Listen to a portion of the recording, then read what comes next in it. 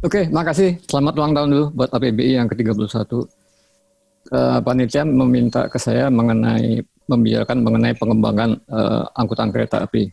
Tapi sebelum ke situ saya ingin ada sedikit background bahwa cadangan batubara nasional kalau nggak salah sekarang sudah mencapai hampir 32 miliar ton, lebih kurang 2,5 sampai 3% dari cadangan batubara dunia. Tentunya targetnya bagaimana kita, sebagaimana tadi Pak Dirjen sampaikan, sebagai sumber energi, bagaimana secara bersama-sama bisa memaksimalkan neraca cadangan batubara nasional kita. Nah, upaya memaksimalkan cadangan, tentunya rule of thumb yang paling gampang adalah bagaimana mendapatkan price atau maximize price harga batubara atau menurunkan biaya produksi atau dua-duanya. Jadi harga maksimal, kemudian biaya produksi minimal, dan tentunya bisa juga dengan menggunakan nilai tambah. Dalam artian apabila margin coal producer secara domestik meningkat, tentunya secara teoritis cadangan nasional akan meningkat. Nah, posisi Indonesia tentunya sangat strategis. Karena bagaimanapun juga hampir ekspor batubara kita itu pasarnya berada di Asia, mulai dari pantai timur, selatan sampai ke pantai Asia Barat, gitu ya, mulai dari Korea sampai ke Cina sampai ke India. Nah, posisi ini sebenarnya menjadi sangat strategis, menguntungkan karena kita mempunyai keuntungan dari sisi jarak angkut. Kita tahu bahwa pesaing kita terhadap pasar di sebelah utara kita, pesaing utama adalah Australia. Ya, kalau kita lihat dari sisi benchmarking gitu, biaya freight dari Australia ke Cina atau waktu tempuh gitu ya, itu mungkin sekitar 16 hari ya, 15 sampai 16 hari. Dari Indonesia cuma sekitar 6 sampai 7 hari. Kalau ke India katakanlah sekitar 20 hari lah. Dari Indonesia mungkin hanya katakanlah 9 hari. Jadi adalah ini keuntungan yang harusnya bisa dimanfaatkan untuk meningkatkan cadangan. Dalam artian jarak freight itu harus bisa dimanfaatkan untuk meningkatkan margin nasional. Cuman masalahnya bahwa hampir produsen batubara di Indonesia tidak semua mempunyai terminal batubara laut dalam atau coal atau deep water port gitu ya. Mungkin sebagian PKB 2P di Kalimantan Timur, Kalimantan Selatan, dan juga di Lampung. Tapi yang lainnya, pemegang IUP kecil, mereka tidak punya fasilitas deep water port, sehingga kemudian daya saing price di pasar di India maupun Cina itu tidak dapat dimanfaatkan. Nah, itu mungkin salah satu PR kita, bagaimana meningkatkan daya saing freight dari Indonesia dibandingkan katakanlah kompetitor kita dari Australia. Yang kedua opsinya adalah bagaimana menurunkan biaya inland, itu dari tambang sampai ke pelabuhan. Untuk daerah-daerah yang mempunyai katakanlah jalur sungai, memang yang paling menguntungkan karena inland transportation atau waterway itu jauh lebih murah, paling murah lah. Jadi sepanjang ada fasilitas itu pasti menguntungkan. Tetapi tidak semua daerah mempunyai alur sungai yang bisa sepanjang tahun. Nah, opsi yang kedua tentunya kereta api. Karena kereta api memang masih jauh lebih murah, katakanlah dibandingkan opsi moda angkutan truk. Ya. Kalau waterway itu katakanlah antara 0,8 sen sampai katakanlah 1,5 sen US dollar per ton kilometer. Kalau kereta api itu antara 2 sampai 4 sen per ton per kilometer. Tapi kalau truk katakanlah itu bisa antara 4 sampai 10 sen per ton kilometer, tergantung dari jaraknya. Nah, opsi untuk pengembangan angkutan kereta api ini memang sangat problematik, gitu ya. Karena untuk pengembangan angkutan kereta api ini pasti membutuhkan economy of scale yang cukup besar, gitu ya. Katakanlah antara 15 sampai 25 juta ton per tahun. Dengan umur proyek katakanlah 25 sampai 25 tahun dengan harapan investor sih payback-nya antara paling cepat 10 atau 15 tahun. Tapi problemnya adalah bagaimana dedicated coal-nya. Ini yang mungkin juga harus menjadi pemikiran bersama, gitu ya. Sehingga tidak ada permasalahan yang selama ini banyak dihadapi. Jadi kendala pengembangan angkutan kereta api ini karena terkendala terhadap dari bisnis scheme-nya. Karena ini high capital, butuh economic of skill, kemudian juga butuh dedicated mining. Kemudian juga masalah off-taker, karena jumlahnya katakanlah 20 sampai 25 juta ton per tahun. Sehingga bisnis scheme antara tambang, infrastruktur kereta api, kemudian juga infrastruktur pelabuhan. Ini harus integrated, ya, bisnis scheme-nya. Baik. Kemudian tambahan adalah off-taker-nya, gitu ya. Jadi off-taker ini juga menjadi permasalahan di dalam penjaminan pendanaan. Jadi problem utama, kemudian belum lagi masalah land acquisition. Jadi ini opsi kalau bisa dikembangkan cukup bagus dengan tujuan mengurangi angkutan lewat darat atau lewat memakai truk, sehingga katakanlah margin coal producer meningkat, sehingga cadangan nasional juga akan meningkat. Itu kira-kira Pak Hendra. Makasih. Terima kasih banyak Pak Mila Warma, mantan Direktur Utama PTBA, sekarang jadi Komisaris di PT Timah dan anggota Dewan Penasehat APBI. Terima kasih atas insight-nya. Oke, next kita giliran dari salah satu tokoh di pertambangan Indonesia. Beliau juga duduk di Dewan Penasehat APBI, sekarang staf khusus Menteri SDM, kesibukan juga mengajar bolak-balik Jakarta-Bandung sebagai guru besar teknik tambang di APBI, pernah jadi ketua umum Prahapi, dan penulis buku Batubara Indonesia. Saya kira tidak perlu introduction lagi, Prof. Irwandi Arief. Assalamualaikum warahmatullahi wabarakatuh. Selamat siang. Semoga semua bapak-bapak di sini dan ibu dalam keadaan sehat. Yang saya hormati Pak Dirjen, Pak Ridwan Jamaluddin, Tenaga Ahli Menteri Pak Bambang Gatot, Direktur Pengusahaan Batubara Pak Sujatmiko, Ketua Umum Pandu Sahrir, mantan Ketua Umum ada Pak Bob, ada Pak Jeffrey dan yang lain mungkin ya.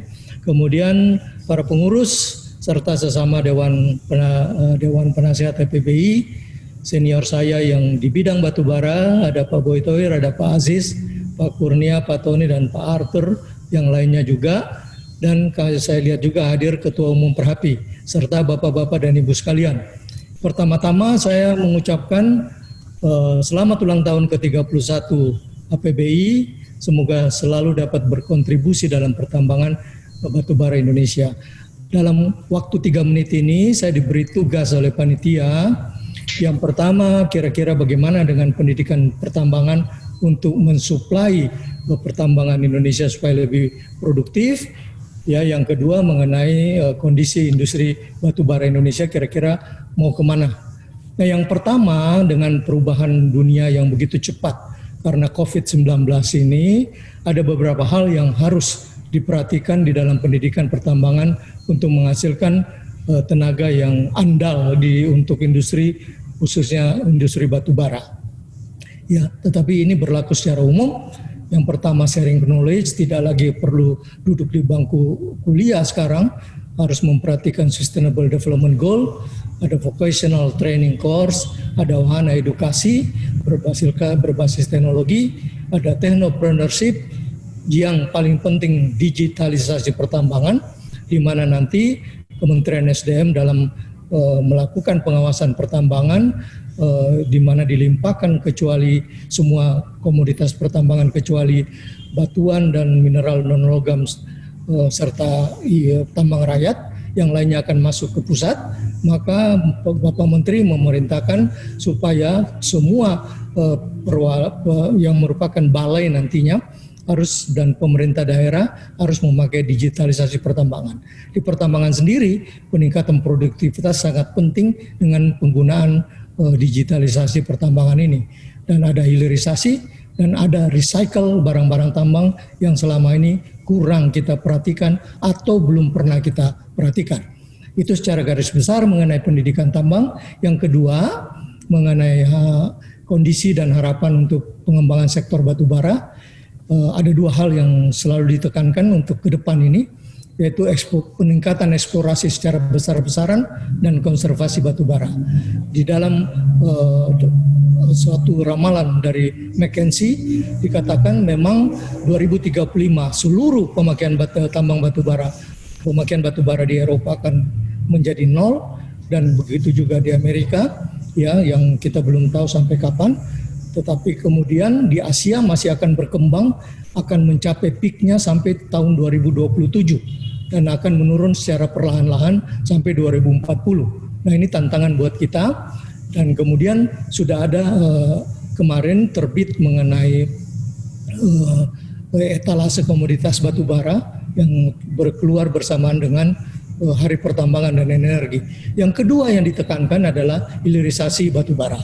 Ya, di sini memang ada beberapa gambar yang memperlihatkan sudah ada pengolahan yang sudah terjadi di Indonesia, ada pengolahan briket, ada pembuatan semi coking coal, ada semi cokas, ya, kemudian coal upgrading, ada gasifikasi dan coke making di Kaltara.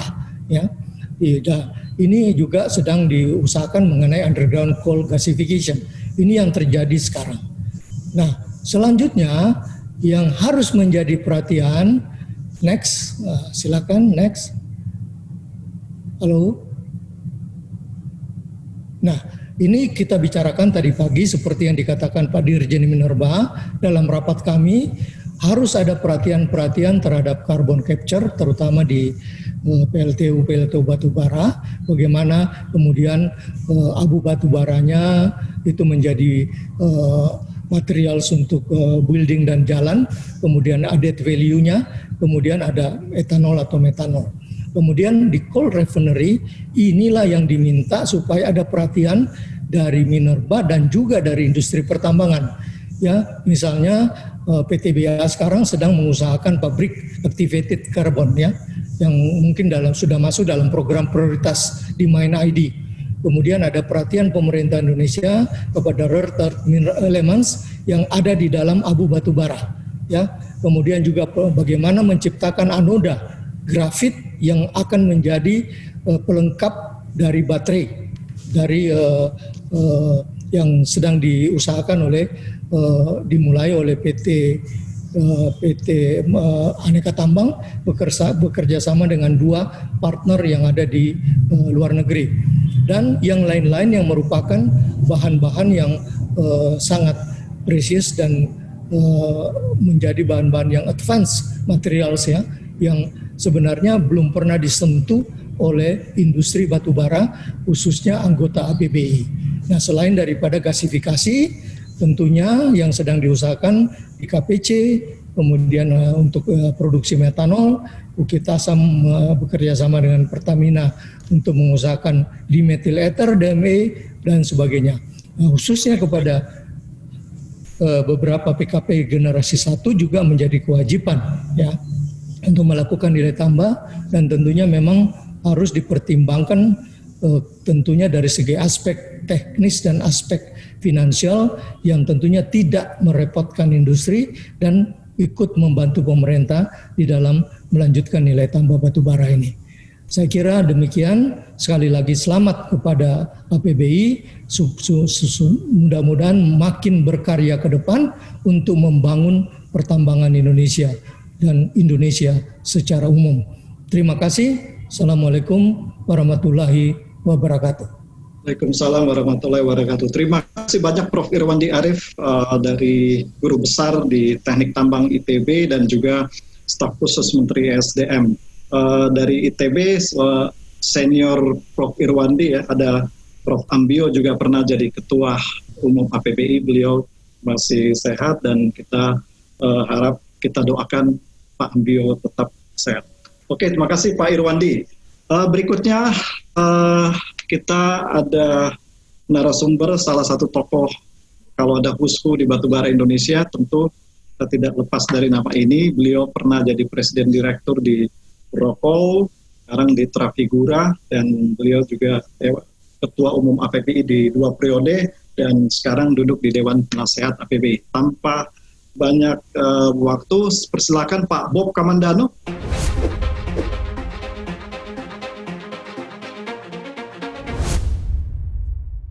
Terima kasih Pak Indra. Yang terhormat Bapak Dirjen Minerba, Bapak Ridwan Jamaluddin, apa kabar Pak? Yang terhormat Bapak Ketua Umum APBI, Pak Pandu, apa kabar? Kelihatannya makin sehat. Pak Irwandi, Pak Mila, Pak Hendra, tentunya kolega teman-teman saya, bos saya Pak Boy Thohir, Pak Aziz Arman, Pak Sujatmiko, Direktur Pengembangan, dan senior saya tentunya Pak Jeffrey Mulyono. Assalamualaikum warahmatullahi wabarakatuh, salam sejahtera buat kita semua.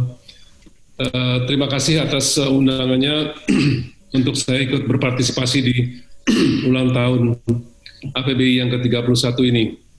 Selamat atas anniversary yang ke-31. Saya lihat APBI semakin berperan di kancah industri perbatubaraan, dan tentunya kredit kepada para pengurus yang dipimpin oleh Pak Pandu Sahrir. Dalam kesempatan ini saya diminta untuk berbicara mengenai hilirisasi batubara. Mungkin sebelum saya bicara ke sana ya Pak ya, saya Bapak-bapak dan Ibu sekalian, saya sekilas ingin menggambarkan apa yang terjadi 6 bulan terakhir ini. Dengan adanya COVID-19 ini tidak pernah satupun dari kita, industri apapun yang pernah memprediksi ini akan terjadi, dan dampaknya cukup devastating, terutama di bidang-bidang yang sifatnya konsumen karena banyak orang yang lockdown, dan dampaknya tentu juga kepada kelistrikan di mana suatu ekosistem yang lebih besar daripada industri batubara, sehingga dampaknya juga kepada harga batubara. Sampai 3 bulan yang lalu supply side masih lebih banyak daripada demand side, dan pada akhirnya di 1 bulan yang lalu dengan secara natural maupun kekompakan daripada para produsen untuk mengurangi output, yang mana akhirnya supply dan demand side sudah level, seiring juga dengan pergerakan ekonomi dari negara-negara yang sudah tidak tahan lagi untuk lockdown, karena kalau terus-terusan lockdown akibatnya akan resesi, mungkin malah Great Depression. So akhirnya ekonomi mulai bergerak sehingga harga mulai improve. Mudah-mudahan ini akan berlangsung terus.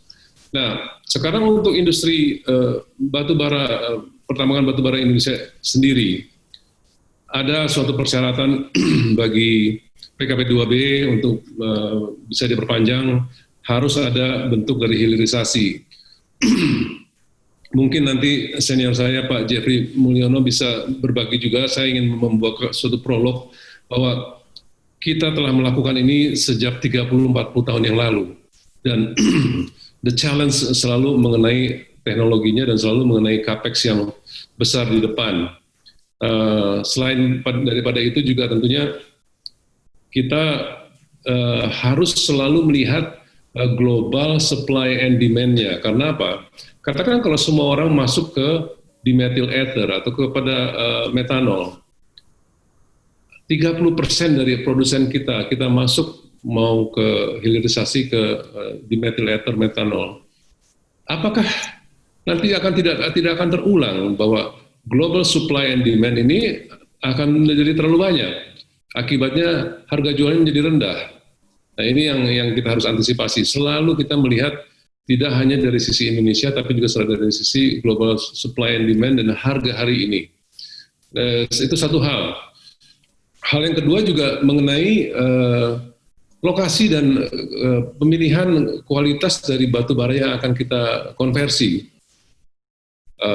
Kita tahu semua bahwa PLN atau sebagian besar dari power plant yang ada di Indonesia itu tipikal pembakarannya adalah di kualitas GAR 44 atau GAR 4244. Jangan sampai hilirisasi ini menggunakan kualitas range ini, karena kualitas range ini akan menopang sustainability daripada power plant kita untuk 20, 30 tahun, 40 tahun ke depan. Jadi alternatif kita adalah di atas kualitas itu atau di bawah kualitas itu. Oke, kita bicara yang di bawah kualitas itu. Berarti kita harus mendekat kepada source dari reserve itu. Katakan di PTBA, di Bangko ya Pak Mila mungkin ya, itu mereka katakan nyanggarnya di bawah gitu. Jangan lupa bahwa kita untuk menuju di methyl ether itu ada yang namanya proses ke syngas dulu. Dan syngas tidak bisa ditransport karena panas yang tinggi, sehingga dari mulai hulu sampai hilir, semua industri yang akan di-feed untuk itu, atau sampai kepada metanol, harus ada di lokasi itu. Apakah lokasinya siap, apakah dekat dengan logistik, dan hal-hal seperti ini yang akan harus diperhatikan. Dan untuk yang kualitas yang lebih tinggi dari itu, saya rasa ini Indonesia blessed dengan kekayaan yang begitu besar. Pulau di sebelahnya Kalimantan adalah Pulau Sulawesi. Disitulah kekayaan nikel. Hari ini nikel sudah ratusan lines untuk masuk ke ferronikel, ke nickel pig iron, berbagai macam midstreamnya. Setelah ke midstream, mereka itu akan lari ke downstream. Mereka banyak memerlukan metallurgical coal, coke.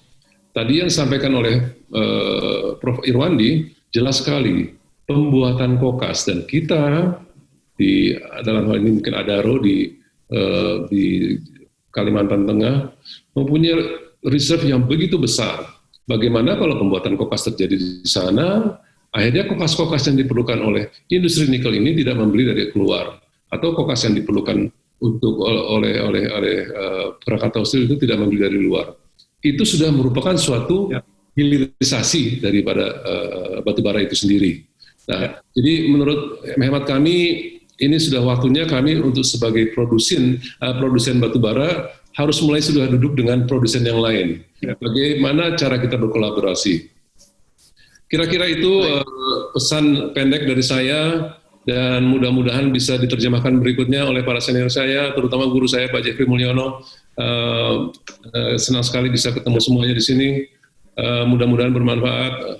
Wassalamualaikum warahmatullahi wabarakatuh. Waalaikumsalam warahmatullahi wabarakatuh. Terima kasih banyak Pak Bob atas insight-nya. Oke, langsung kita ke pemateri atau tokoh berikutnya. Ini salah satu tokoh penting di sektor pertambangan batubara. Beliau pernah 2 periode menjabat Ketua Umum APBI ICMA, dan satu-satunya mungkin orang yang pernah menjabat bersama Ketua Umum APBI dan juga IMA pada saat itu. Beliau pernah jadi Presiden Direktur di Grokol, kemudian di PKN, dan sekarang advisor di PKN. Oke, untuk mempersingkat waktu, Pak Jeffrey Mulyono.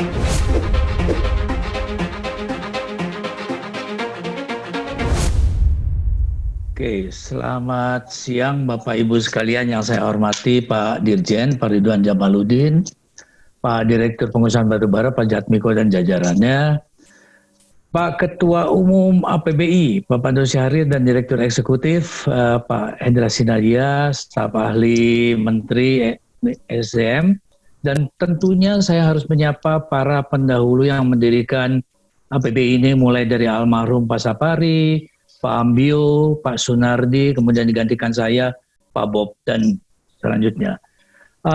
Assalamualaikum warahmatullahi wabarakatuh. Pertama saya ingin mengucapkan selamat ulang tahun kepada APBI. Semoga APBI tetap bisa memayungi, mengarahkan, dan membentengi pelaku industri dan industrinya sendiri untuk berguna untuk bangsa dan negara Indonesia. Itu yang harapan kami ke depan. Pada kesempatan ini, Bapak Ibu sekalian, saya ingin menekankan bukan hal teknis, mungkin hal teknis nanti kita bicara tempat lain lagi, tapi mengenai kontribusi kita ke masyarakat. Masyarakat di sekitar pertambangan itu umumnya masyarakat yang sudah tinggal beratus-ratus tahun di sana.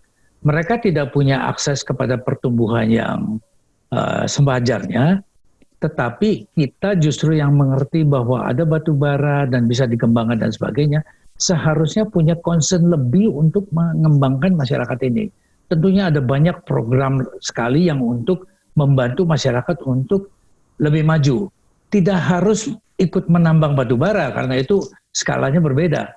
Tapi mulanya mungkin perusahaan menjadi induk dari masyarakat ini untuk mereka tumbuh, sehingga kemudian mereka akan bisa mandiri dan menghidupi dirinya sendiri untuk berkembang ke pasar yang lain.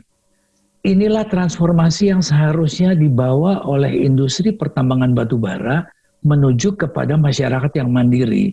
20 tahun yang lalu kalau kita ngomong seperti ini, orang tertawa. Ngapain gitu loh. Hari ini saya kira sudah hampir semua perusahaan tambang sudah mulai concern. Hanya masalahnya ada yang efektif, ada yang kurang efektif. Saya kira dengan adanya pengembangan program-program pemberdayaan masyarakat dari Direktorat Bina Program di Minerba, dan kemudian pelaku-pelaku usaha, kemudian yang mengembangkan ekspertis mereka, bisa kemudian mengembangkan cara-cara atau tahap-tahap pemberdayaan masyarakat yang efektif. Tentu juga, Prof. Irvandi, di pendidikan harus ditambahkan sekarang soft skill mengenai social sense, social reliability. Jadi bukan hanya teknis yang diajari, tapi juga harus mulai mengenal hal-hal ini. Saya kira itu yang ingin saya titipkan kepada APBI dan pengurus-pengurus berikutnya, supaya APBI tidak hanya mendorong industri dan pelaku industrinya, tapi juga memperhatikan masyarakatnya supaya ke depan bangsa kita tinggal landas dengan masyarakat yang lebih mampu. Saya kira itu yang saya bisa sampaikan, kurang lebihnya mohon maaf. Wassalamualaikum warahmatullahi wabarakatuh. Assalamualaikum warahmatullahi wabarakatuh. Terima kasih banyak Pak Jeffrey Mulyono atas insight-nya. Tadi kata kuncinya bagaimana transformasi pertambangan batu bara untuk mendukung masyarakat yang mandiri ya. Ini yang kata kunci yang disampaikan oleh Pak Jeffrey. Nah, dengan kata kunci mandiri ini pembicara berikutnya dan tokoh berikutnya adalah salah satu dari direksi di perusahaan Mandiri Inti Perkasa. Beliau juga duduk di Dewan Pengurus Nasional Apindo, bareng Dewan Penasehat di APBI ITSMA. Untuk singkat waktu, Pak Herman Kasih.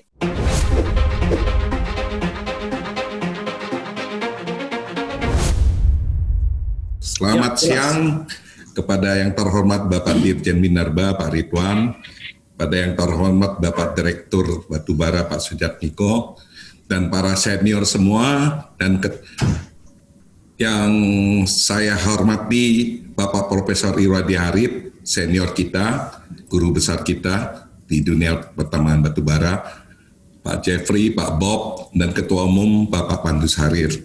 Assalamualaikum semuanya. Pada siang hari ini saya diminta untuk bicara tentang penggunaan teknologi untuk mengurangi emisi. Tapi mungkin saya bicara sebagai praktisi tambang di Mandiri Inti Perkasa.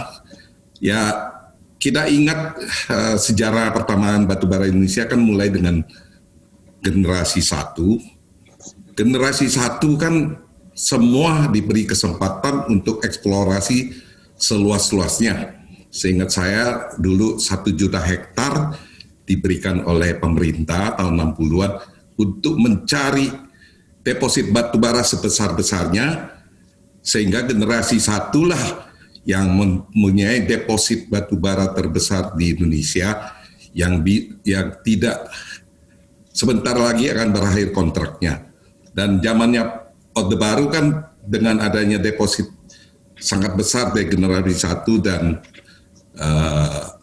PTBA, sehingga timbullah antara Adaro, dibangunlah Python, PTBA dibangunlah Indonesia Power di Banten ya, dan selanjutnya. Jadi sebenarnya thermal coal intinya kan sebenarnya untuk pembangkit batubara tenaga uap ya.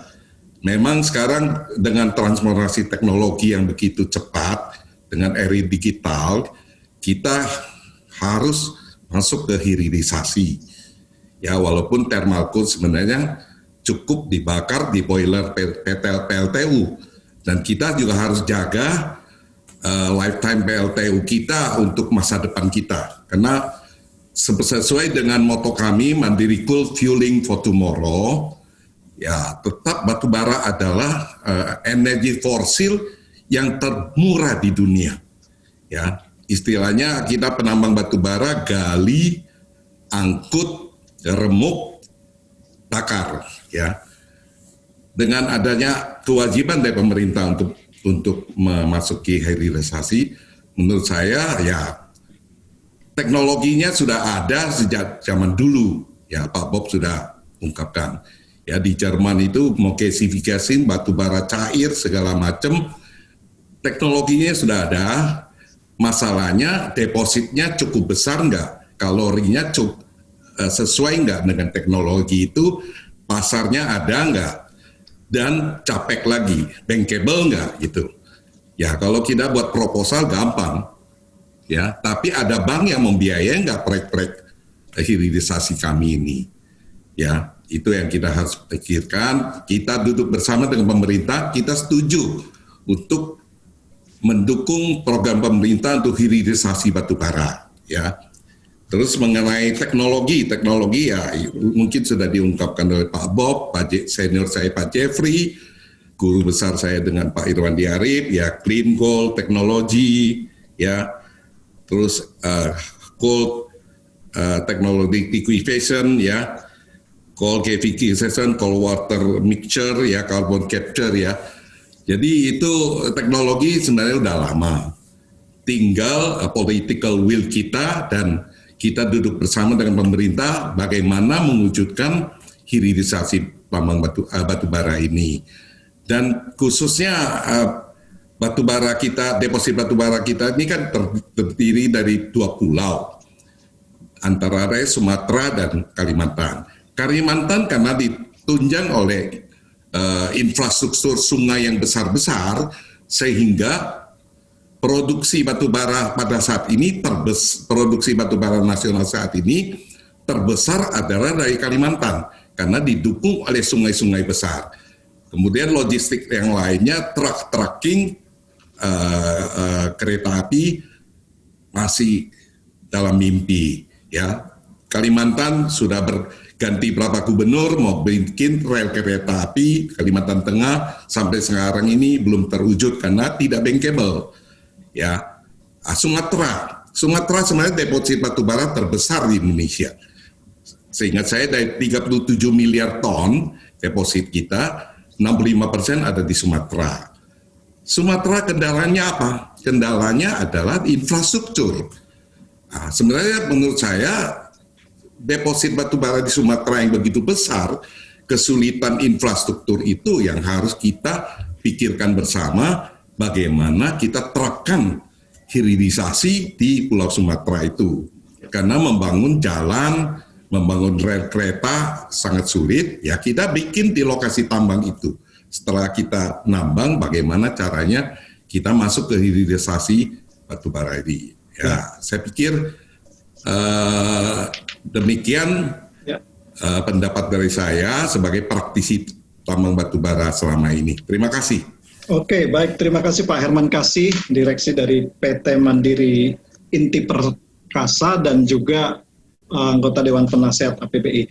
Oke, berikutnya salah wakil dari Ketua Umum, salah satu wakil dari pengurus APBI, beliau duduk di Wakil Ketua Umum APBI, kemudian juga memimpin atau menjadi Direktur Utama di PT Kideko Jaya Agung. Beliau sarjana ekonomi, accountant, dan banyak juga pengalaman di sektor memimpin perusahaan jasa pertambangan. Untuk mempersingkat waktu, Pak Kurnia Aryawan.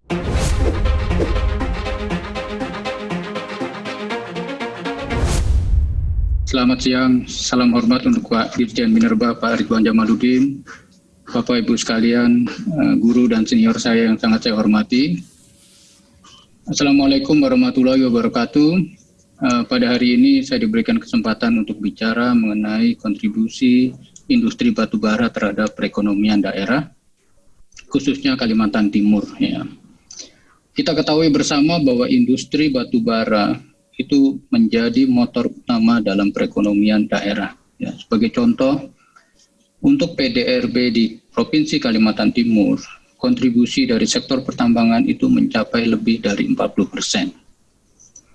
Di Kideko sendiri di Kabupaten Pasir, sektor pertambangan menyumbang lebih dari 70% atas PDRB di Kabupaten Pasir. Ya.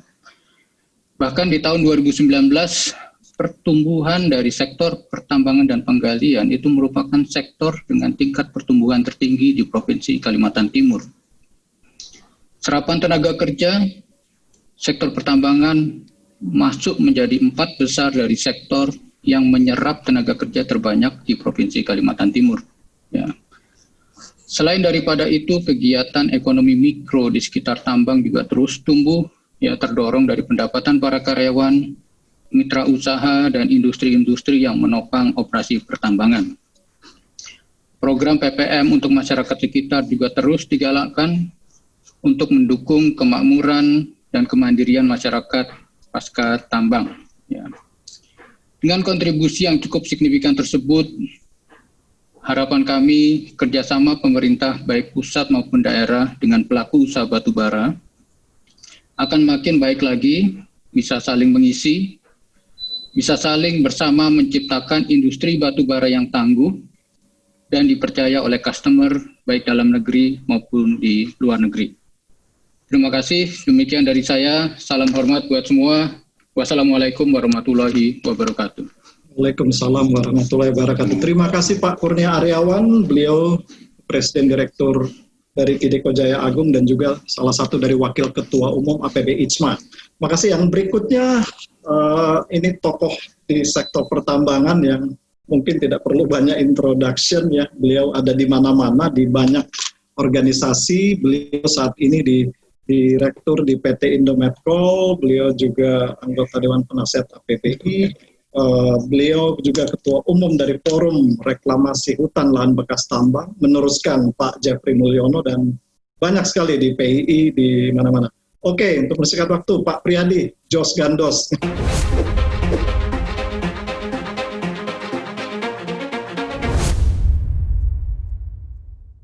Assalamualaikum warahmatullahi wabarakatuh. Salam sejahtera bagi kita semua. Pertama-tama izinkan saya menyampaikan selamat ulang tahun ke-31 buat Asosiasi Pertambangan Batubara Indonesia dan apresiasi yang setinggi-tingginya kepada yang terhormat Ketua Umum APBI, Bapak Pandu Syahrir, serta Ketua Umum yang terdahulu, ya tentunya para pengurus dan semua anggota atas peran sertanya dalam pengembangan industri batu bara di Indonesia. Dan tentunya keberhasilan ini atas bimbingan dan sinergi, kerjasama sinergi dengan Direktorat Jenderal Mineral dan Batubara. Untuk itu kami juga menyampaikan terima kasih kepada Dirjen Mineral dan Batubara yang terhormat Bapak Ridwan Jamaluddin, dan di sini juga ada Pak Sujatmiko selaku Direktur Batubara.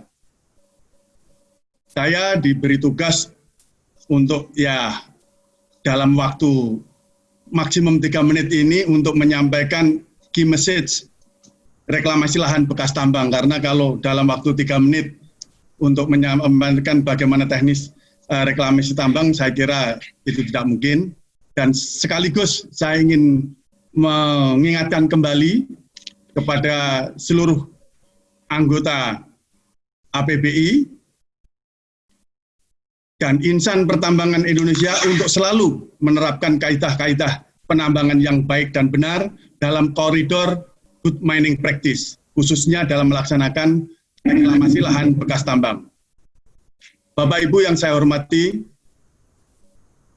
teknologi reklamasi ini sudah berkembang begitu pesat, baik dalam hal teknologi pengolahan lahannya untuk meningkatkan kesuburan tanahnya.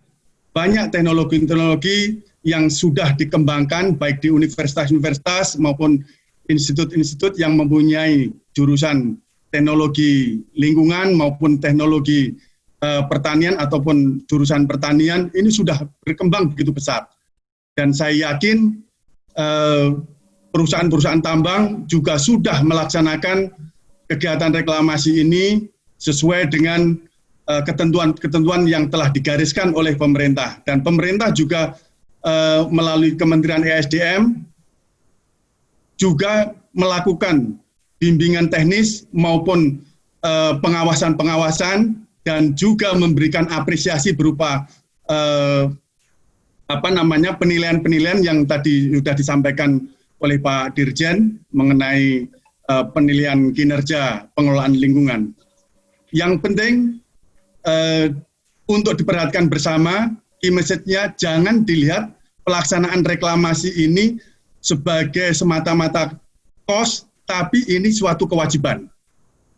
Ini key message yang pertama, di mana mulai dari penataan lahan sampai pemilihan tanaman harus betul-betul tepat. Bagaimana tahap awal untuk pengendalian erosinya, nanti ditanamin tanaman yang fast growing dan tanaman-tanaman industri lainnya. Yang penting rencanakan dengan baik, kelola dengan benar, agar bisa bermanfaat sesuai dengan peruntukannya. Nah, ini kata kunci yang kedua adalah bisa bermanfaat sesuai dengan peruntukannya. Dan saya yakin teman-teman anggota APBI sudah banyak melaksanakan ini, bisa saling bertukar informasi ataupun tukar pengalaman, bisa ke Arutmin, bisa ke Adaro, bisa ke KPC, bisa ke PTBA, ke IDECO, ke Brokol, dan semua anggota APBI. Saya yakin semoga anggota APBI bisa menjadi role model dalam pelaksanaan kegiatan reklamasi. Karena industri pertambangan ini perusahaannya banyak sekali dan yang menjadi anggota APBI ini hanya sebagian kecil.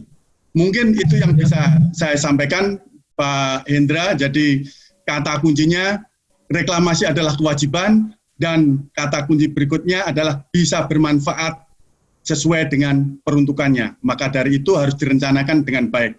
Sekali lagi, selamat ulang tahun yang ke-31 untuk APBI. Salam hijau. Terima kasih. Wassalamualaikum warahmatullahi wabarakatuh. Waalaikumsalam. Salam hijau. Terima kasih Pak Priyadi. Menarik sekali tadi. Tentu ini yang membanggakan bagi APBI. Beberapa perusahaan baru-baru ini telah melakukan serah terima hasil reklamasi bekas hutan ke Kementerian Lingkungan Hidup dan Kehutanan. Ada dari pihak Adaro, ada dari ITMG, dan beberapa perusahaan yang lain. Saya kira ini satu achievement, satu kebanggaan bagi sektor pertambangan untuk kita sumbangkan kepada negara kita. Baik, untuk berikutnya ini salah satu tokoh penting ya di balik kinerja yang bagus dari salah satu anggota kita, perusahaan BUMN, juga membanggakan, dan perusahaan ini menjadi salah satu yang diharapkan menjadi pionir untuk pengembangan gasifikasi di Indonesia. Dan untuk mempersingkat waktu, kita langsung persilakan ke Pak Arfian Arifin.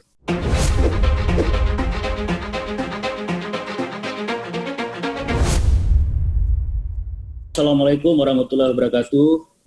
Yang saya hormati Pak Dirjen, Pak Ridwan, Bapak Direktur Penguasaan Batubara, Bapak Ketua APBI, Pak Prof, Komisaris PTBA, dan Bapak-Bapak sekalian, suatu kehormatan buat kami bisa memberikan pandangan tentang industri batubara ke depan seperti yang dimintakan kepada saya. Ya tentunya saya bukan orang yang kompeten untuk memberikan ini karena saya background-nya bukan tambang sama sekali. Jadi tersesat masuk tambang ini, Pak. Background saya ini bankir. Walaupun sekolahnya di ITB, muridnya Prof juga, tapi bukan jurusan pertambangan. Tapi paling tidak 4 tahun di PTBA saya bisa melihat dan merasakan bagaimana industri ini ke depannya harus seperti apa. Kalau hanya sekedar menggali, mengangkut, dan menjual, saya pastikan industri ini sudah sunset. Kalau hanya itu yang dilakukan, pasti sudah sunset. Karena kita tahu sudah banyak saat ini negara-negara maju, negara-negara Eropa, Jepang, bahkan Cina sudah membatasi penggunaan batubara sebagai energi, sumber energi untuk pembangkit listriknya. Nah, bagaimana supaya kita mengantisipasi ini? Padahal kita tahu tadi dikatakan cadangan kita itu ada 37 miliar ton, ya, dan terbesar ada di Sumatera. Ini suatu tantangan buat PTBA ini ke depan, karena kita punya cadangan itu hampir sekitar 9 atau 10 miliar ton. Tapi kendalanya juga luar biasa. Jadi Tuhan itu adil, deposit banyak tapi tidak mudah. Nah ini yang menjadi challenging buat PTBA, tapi alhamdulillah kita bisa survive walaupun dalam era pandemi ini. Nah, menurut saya kalau bicara hilirisasi, saya sependapat dengan Pak Ridwan tadi, 20 tahun yang lalu kita sudah mendengar ini.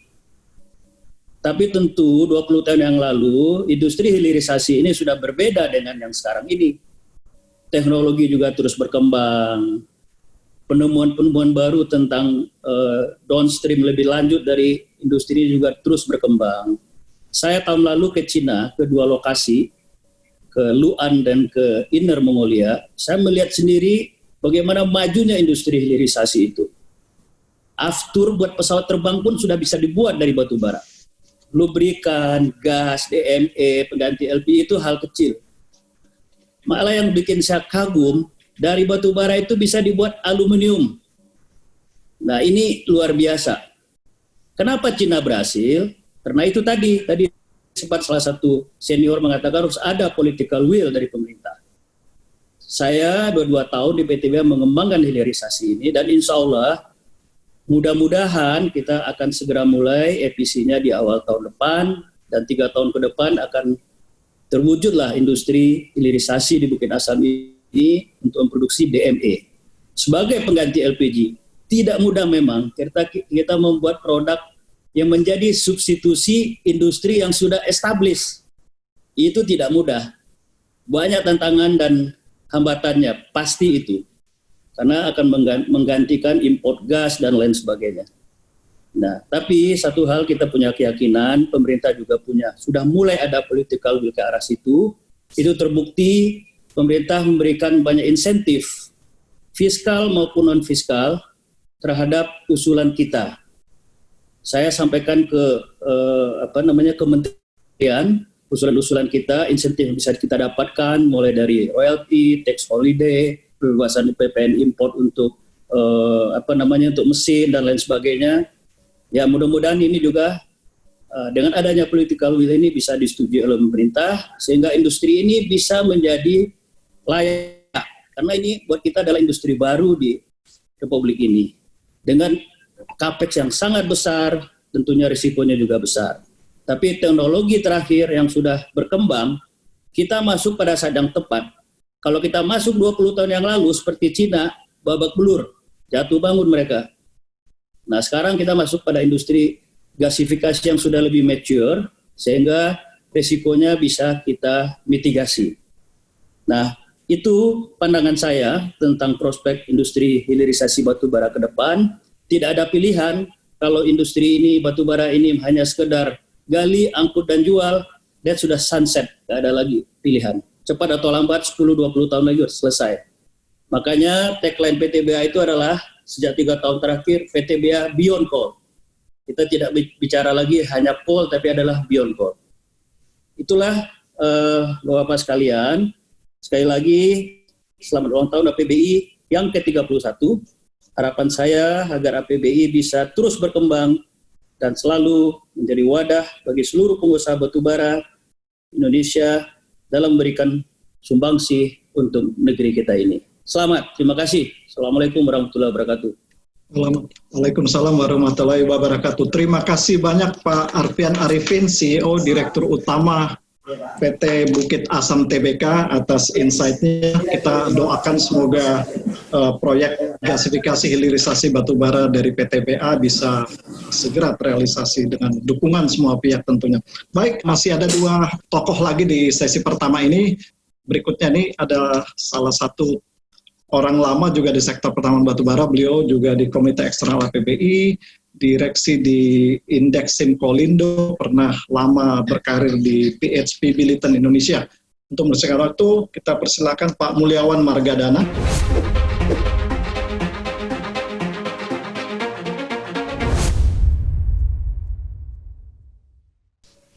Salam hormat dan salam sehat untuk Pak Dirjen Minerba, Pak Ridwan Jamaluddin, dan juga staf ahli Menteri SDM Pak Bambang Gatot, senior saya Pak Profesor A. Irwandi, Ketua Umum APBI, dan juga Pak Jeffrey, Pak Bob Kambananu, serta Pak Sujatmiko, Direktur Pembinaan dan Pengusahaan Batubara. Saya kira ini adalah kesempatan yang luar biasa dan sebuah kehormatan untuk bisa bertemu dengan para senior sekalian. Dalam kesempatan ini saya diminta untuk menyampaikan tentang best practice pasca tambang. Bapak Ibu sekalian, sebagaimana kita ketahui bersama bahwa reklamasi dan pasca tambang ini di dalam Undang-Undang Minerba Amandemen sudah disampaikan bahwa keberhasilannya harus 100%. Jadi 99% saja tidak boleh, harus 100%. Itu ya. Dan kemudian bila tidak bisa dipenuhi, maka ada sanksi 5 tahun atau 100 miliar atau bahkan IUP-nya dicabut. Nah, ini tentu sesuatu hal yang perlu untuk kita capai bersama, tetapi sebenarnya pasca tambang itu tidak sekedar memenuhi peraturan pemerintah, kalau menurut saya. Jadi ini adalah sebuah legacy atau sebuah tanggung jawab moral dari penambang bahwa kita perlu untuk memperbaiki dan mengembalikan ke tempat yang lebih baik. Nah,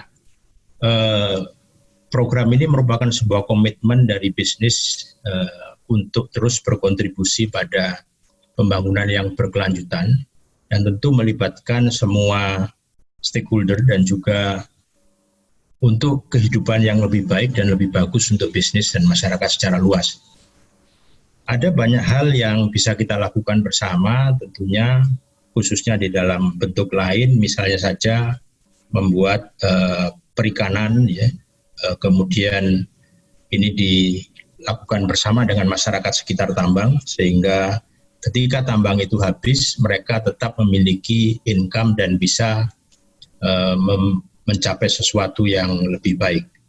Selain itu juga ada ekoturism yang bisa dilakukan, irigasi, pengairan, maupun mengembalikan kepada habitat yang lama, bahkan bisa berbentuk taman hutan raya, di mana flora dan fauna bisa kembali hidup dan kita hitung, kita lihat before dan after-nya, serta bahkan beberapa melakukan konservasi misalnya rusa dan sebagainya. Tapi ada satu hal yang menarik sekarang adalah adanya kemungkinan untuk membuat solar cell di atas lubang tambang, sehingga proses energi terbarukan bisa dilakukan juga di situ. Nah, apa benefit yang bisa kita peroleh sebenarnya dari hal-hal seperti ini? Yang jelas tentu ini merupakan aspek better investor relation sebenarnya, dan juga improve reputation bagi perusahaan. Selain itu juga kita mengembangkan hubungan yang lebih baik dengan komunitas dan juga bisa melakukan risk management serta merupakan social investment yang baik bagi tambang, apalagi kalau kita memiliki tambang-tambang yang lain begitu. Namun ini juga tidak mudah, terus terang ada banyak sekali tantangan yang kita hadapi, misalnya tantangan dari penambang liar. Penambang liar ini banyak sekali membuat lubang-lubang yang kemudian ditinggalkan begitu saja dan bebannya diberikan kepada pemilik perusahaan. Nah, ini jelas kami membutuhkan sekali bantuan dari pemerintah untuk bisa melakukan langkah-langkah strategis untuk mengurangi kerusakan alam, dan juga kadang-kadang ada unrealistic expectation dari community dan stakeholder, dan kemudian ada memang dianggap hal seperti ini mahal begitu, tetapi sebenarnya merupakan social investment yang luar biasa. Nah, saya kira mungkin itu saja gambaran yang bisa saya sampaikan dalam konteks best practice ini. Kita tahu persis kita bersama bahwa masa depan memerlukan lingkungan hidup dan kehidupan yang lebih baik dan bermanfaat bagi kita semua dan juga bagi lingkungan, dan ini merupakan sebuah tanggung jawab bersama. Jadi marilah kita berikan kembali apa yang sudah kita terima kepada alam dan kepada kehidupan. Terima kasih. Oke, terima kasih Pak Mulyawan Margadana, Direktur dari Indeks Simkualindo atas insight-nya, menarik sekali. Beliau turut langsung ya dalam mengapalai proses penutupan tambang di salah satu perusahaannya PT Kendilo kalau nggak salah ya. Ini yang salah satu best practice, dan juga beliau pernah lama berkarir di PHP Billiton.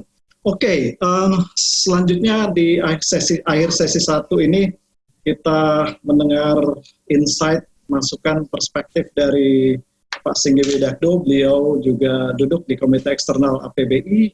Beliau ada di mana-mana, di IMF ya, Ketua Indonesia Mining Energy Forum, pengurus IAGI juga, dan beliau General Manager di Growcoal.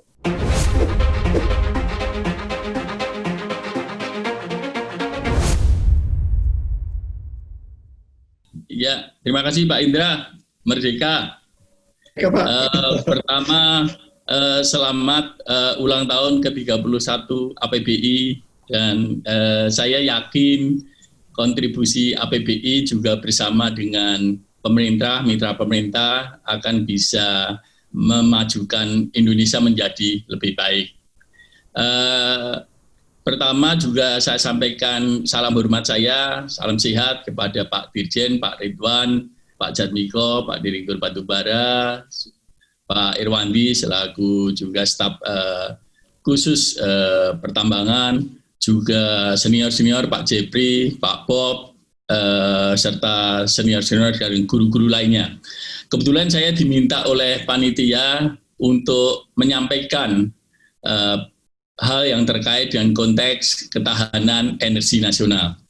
Namun ini tentu hal yang tidak mudah dalam waktu 4 menit, sehingga saya akan menyampaikan hal yang singkat.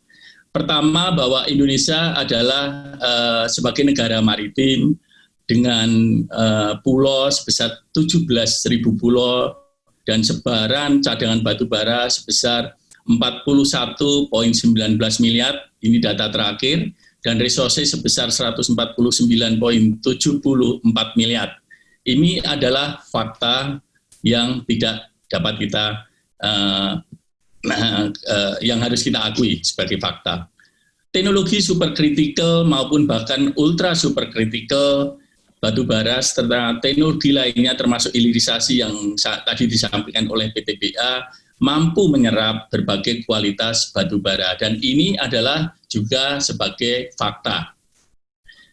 Komitmen pemerintah dalam COP 21 untuk menurunkan gas rumah kaca sebesar 29% dengan kekuatan sendiri, kalau ini dilakukan dengan business as usual, maupun 41% dengan bantuan internasional sampai menjelang 2030, ditambah target elektrifikasi di dalam kebijakan energi nasional sebesar 100%, mendekati nanti di tahun 2025, ini adalah komitmen dan tanggung jawab.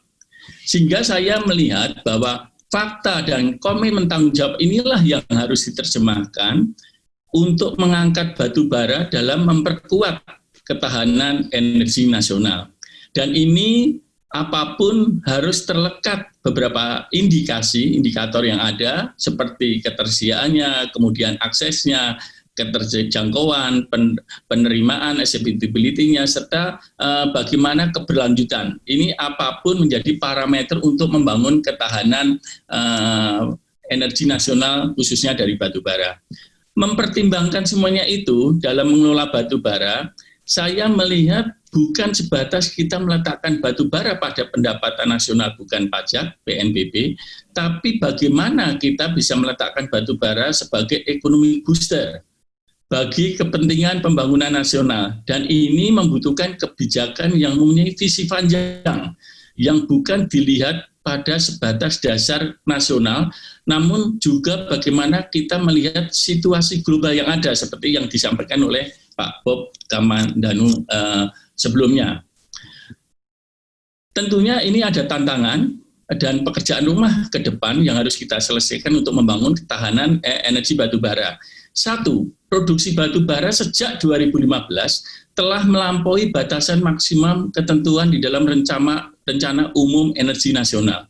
Dan ini menurut saya perlu dikoleksi terlebih dahulu sampai nantinya pada saat kemungkinan ini akan lebih mudah di saat anggota DEN sudah difinalkan. Karena ini sesuatu kebijakan yang sudah melalui kebijakan yang dibuat atas undang-undang, dan ini menurut saya harus dikoreksi terlebih dahulu. Bagaimana RUEN dikoreksi agar sesuai dengan pemetaan kita terhadap pembangunan ketahanan energi batubara ke depan.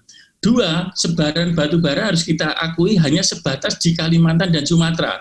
Padahal kepentingan kelistrikan ada di mana-mana di seluruh Indonesia. 2 itu. 3 adalah konsolidasi dan membangun tata kelola. Ini tugasnya Pak Profesor Irwandi yang tidak mudah. Bagaimana jumlah yang ribuan ini harus dilakukan. Namun ini harus dilakukan walaupun tidak mudah. Upaya untuk memperbesar eksplorasi seperti tadi juga dibuka oleh Pak Ridwan, dalam konteks untuk memperbesar cadangan batu bara harus terus dilakukan. Mengingat membangun bangsa Indonesia bukan sebatas umur konsesi perusahaan, namun bangsa Indonesia memiliki umur ratusan ribuan tahun.